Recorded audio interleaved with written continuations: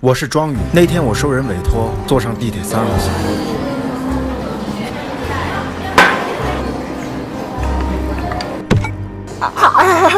疼！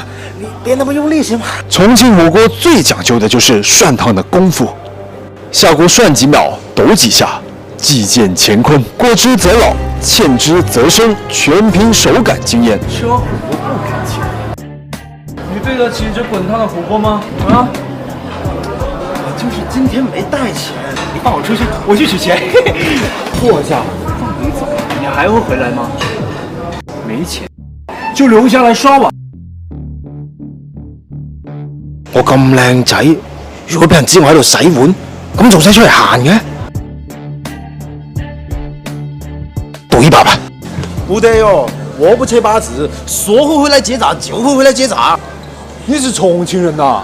对头，哎呀，老乡，老乡。哎，等等，你给我讲一下这个重庆火锅的起源。重庆火锅源起于两江水，是当地码头工人和纤夫的传统餐饮方式。他用两江水酿造的重庆啤酒是最佳拍档。这你也知道？重庆人都知道的。吃一口毛肚，再喝一口重庆啤酒。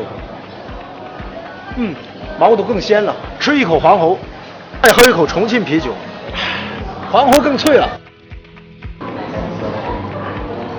而我自创的雪花肥牛三花卷和重庆啤酒搭配，简直鲜美到爆炸。不信你试试。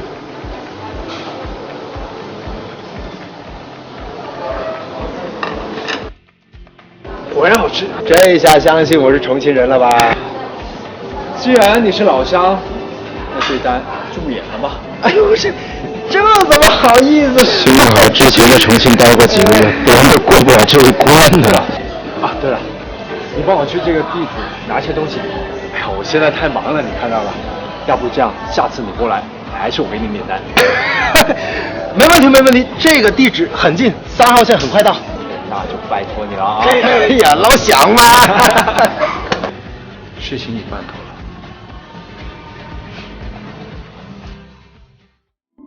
快，争取时间！这里是我的意识空间。就是说，谁坐上这把椅子，谁就可以控制这个身体。